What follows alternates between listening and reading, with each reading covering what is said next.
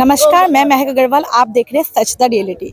आज मैडम मफ़ी के उपलक्ष्य में मैं आज पहुंची हूं तलातल घर में। तो यहाँ पे मैडम मफ़ी का जो उत्सव है वो मनाया जा रहा है। मैडम मफ़ी पूर्वजों के दिन से ही मनाया जा रहा है, जिसमें मुर्गी जो पक्षी होती है उसे बहुत शुभ माना जाता है, उसे सर पे लगाया जाता है और उसे भगवान को अर्पित किया जाता है। मुर्गी एक ऐसे पक्षी है जो खुद का खाना खुद ही अपने नाखून की मदद से निकाल के खाती है। तो आइए हम जानते हैं कि आज के उपलक्ष्य में क्या क्या आयोजन किया है, वो मैं उनसे जानने की कोशिश करूँगी। तलातल घৰত आज ধাৰাবাহিকভাৱে আমি মেডামেফি অনুষ্ঠিত কৰি আহোঁ। এইটো সকলোৱে জানে। গোটেই অসমতে ফুৰাতাৰাসকলক সমৰ্পণ কৰা, ফুৰাতাৰাসকলক তৰ্পণ কৰাৰ উদ্দেশ্যে আমি মেডামেফি অনুষ্ঠিত কৰি আহিছোঁ।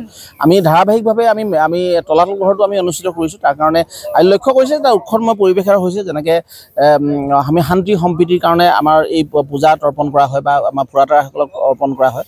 আজি জাতি জনগোষ্ঠী কাজ কমিটি সকলো মানুহ মিলি ইয়াত সমবেত হৈছে। এইটো আমাৰ কাৰণে খুব ভাল লগা আৰু যথেষ্ট সংখ্যক আমি আজি ইতিমধ্যে আমাৰ যি বানফি বা ফুৰালুং এই পূজাসমূহ আমাৰ অনুষ্ঠিত হৈ গৈছে। তাৰ পৰা পতাকা উত্তোলন কাৰ্যসূচী এটা জিলাভিত্তিক চিত্ৰাংকন প্ৰতিযোগিতা অনুষ্ঠিত হৈ গৈছে আৰু আমি প্ৰায় 2000 মানুহৰ কাৰণে আহাৰৰ ব্যৱস্থা আমি ইয়াত কৰিছোঁ। যেনে প্ৰীতি ভোজ আমি সমূহীয়াভাৱে জাতি জনগোষ্ঠী সকলোৱে যাতে আমি এই সাজ ভাত আজি ঐতিহাসিক তলাতল ঘৰ প্ৰাংগণত খাব পাৰোঁ, এই কথাটো আমি ব্যৱস্থা কৰিছোঁ। আৰু সকলোকে এতিয়াও যথেষ্ট ৰাইজ আছে, আহিব জ্ঞাতিবৰ্গ আহিছে আৰু যিসকল এতিয়াও অহা নাই আমি সন্মানে আমন্ত্ৰণ জনাইছোঁ। সকলোৱে আহক। আজি এই যে পূজা ফুৰাতাৰাসকলক সমৰ্পণ কৰা বা তৰ্পণ কৰাৰ উদ্দেশ্যে অনুষ্ঠিত কৰা পূজাত সকলোৱে অংশগ্ৰহণ কৰিবৰ কাৰণে অনুৰোধ জনাইছোঁ। আজি ইয়াত পূজাৰ অলৰেডি সকলো পূজা হৈ গৈছে ইয়াত, আৰু ইয়াত যি পূজা আমাক কৰা হ'ল মানে গোটেই অসমবাসীৰ কাৰণে আমি এই পূজাটো কৰা হৈছে, চবৰে শান্তিৰ কাৰণে কৈছে আৰু পৰিপোষসকলৰ কাৰণে আমি তেওঁ আত্মাবিলাকৰ সদগতিৰ কাৰণে আমি এই পূজা আমি কৰা হৈছে। আজি টাইলুং টাইখামসকলৰ পবিত্ৰ দিন মেডাম মেফি। আজি এই মেডাম মেফি পাৰ্কখনত আমি মহ পৰিষদৰ তৰফৰ পৰা সদৌ অসমবাসী ৰাইজলৈ হিয়া ভৰা ওলগ আৰু শুভেচ্ছা জ্ঞাপন কৰিছোঁ। আমাৰ সমগ্ৰ টাই জাতিয়ে মেডাম মেফি বা ডামফি অনুষ্ঠান সুদূৰ অতীতৰ পৰাই পালন কৰি আহিছে। যেতিয়াৰ পৰা মানুহে খাব লাগে, থাকিব লাগে, ৰাজত্ব কৰিব লাগে, ৰাজনীতি অৰ্থনীতি যেতিয়া বুজি পোৱা হৈছিলে, তেতিয়াৰ পৰা চীন দেশৰ আমাৰ বা ম্যানমাৰ, বৰ্তমান অৱস্থাত ম্যানমাৰ চুকাফা যিখন দেশত আছিল, সেই দেশত সুদূৰ অতীততে খ্ৰীষ্টপূৰ্ব 2697 চনৰ আগৰ পৰা এই পৰম্পৰাসমূহ অৱধাৰিতভাৱে চলি আহিছে। সেয়া ইতিহাসে আমাক সদায় সকীয়াই গৈছে।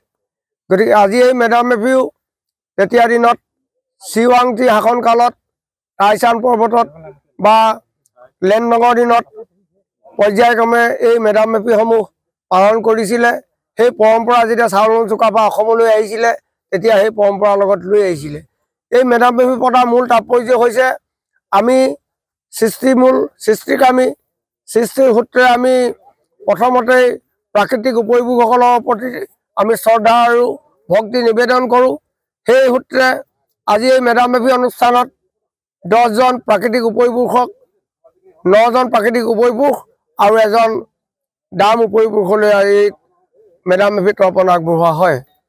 প্ৰথমতে সৌৰমণ্ডলৰ অধিপতি হিচাপে চাওফানু লেণ্ডক ধৰা হয়। গতিকে তেখেতে ইয়াত মুখ্য পৃষ্ঠপোষক হিচাপে আমি আসন দি তেখেতক তৰ্পণ আগবঢ়াওঁ। তাৰপিছতে হৈছে খাওখাম জলশক্তি, তাৰপিছত আছে আইলেংদিন পৃথিৱীৰ শক্তি, তাৰপিছত হৈছে জানচাইহুং যিটো আমি কওঁ সৃষ্টিৰ মূল শক্তি। সেই সৃষ্টিৰ মূল শক্তিটোক আমি জানচাইহুং ৰূপত প্ৰকাশ কৰোঁ। তাৰপিছত আছে চিতলামচাম সপ্ত আনুষংগিক শক্তি। এই সৌৰমণ্ডল বা পৃথিৱীখন বা বিভিন্ন গ্ৰহ নক্ষত্ৰবিলাক চলি থকা 7টা আনুষংগিক শক্তি থাকে।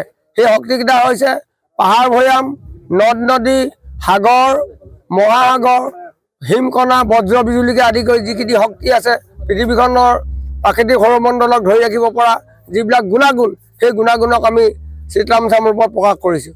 তাৰপিছতেই আছে মুটকুম টাইকুম। পৃথিৱীলৈ যিসকল জীৱ আহিছে, গছেই হওক, মানুহেই হওক, জীৱ জন্তুৱেই হওক, যিবিলাক আহিছে তেওঁবিলাকে জন্ম এটা শক্তি আৰু মৃত্যু এটা শক্তি। গতিকে সেই যিটো জন্ম মৃত্যুৰ যিটো নিয়ন্ত্ৰণ শক্তি, সেই শক্তিটো মুটকুম ৰাইকুম ৰূপত প্ৰকাশ কৰা হয়। তাৰপিছত আছে জ্ঞান। আমাৰ প্ৰতিটো প্ৰাণীৰে মন মগজু আছে, জ্ঞান আছে, গতিকে জ্ঞানবিলাকক আমি জাচিংফাৰ ৰূপত প্ৰকাশ কৰিছোঁ।